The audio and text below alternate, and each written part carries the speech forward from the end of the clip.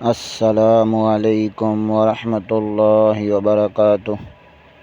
ہم اپنے چینل گمگول آن لائن قرآن اکیڈمی میں خوش آمدید کہتے ہیں۔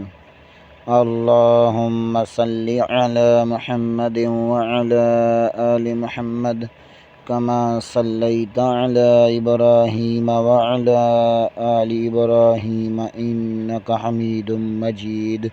اللہم بارک علی محمد وعلی آل محمد کما بارکت علی ابراہیم وعلی آل ابراہیم انک حمید مجید۔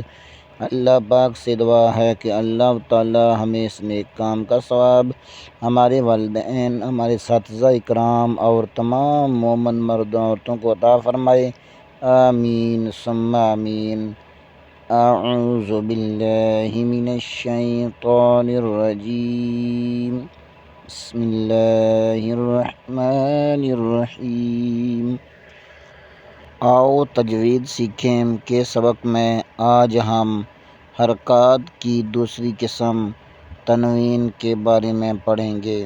دو زبر، دو زیر، دو پیش کو تنوین کہتے ہیں۔ تنوین کے قواعد۔ قاعدہ نمبر 1، حرکات کی دوسری قسم تنوین ہے۔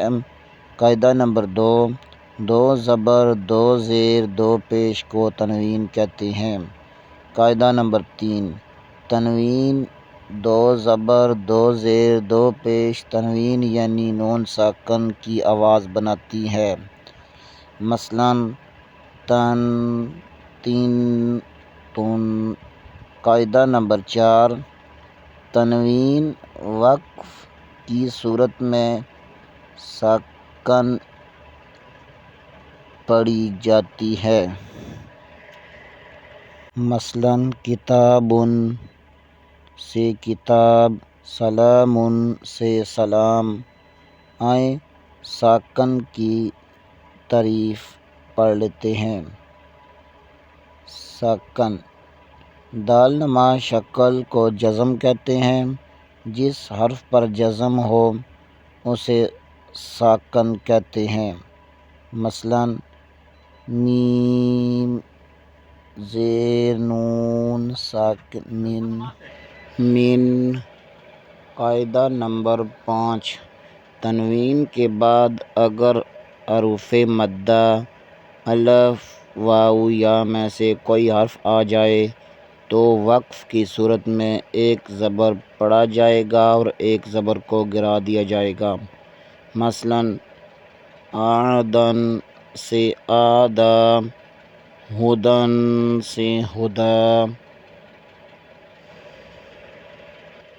قاعدہ نمبر 6، تنوین یا نون ساکن پر غنہ کرتے ہیں۔ غنہ ناک میں آواز لے جانے کو غنہ کہتے ہیں۔ تنوین اور نون ساکن کے 4 قواعد ہیں۔ اظہار، ادغام، اقلاب، اخفا۔ نون ساکن یا تنوین کو ایک آواز میں پڑھتے ہیں۔ مثلاً با دو زبر بن، با زبر نون بن، با دو زیر بن، با زیر نون بن وغیرہ۔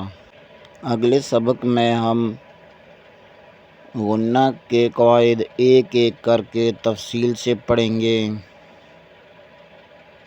آج کے لیے اتنا ہی۔ کل انشاءاللہ اگلے سبق کے ساتھ دوبارہ حاضر ہوں گے۔ تب تک کے لیے اجازت، دعاؤں میں یاد رکھیں۔ السلام علیکم ورحمۃ اللہ وبرکاتہ۔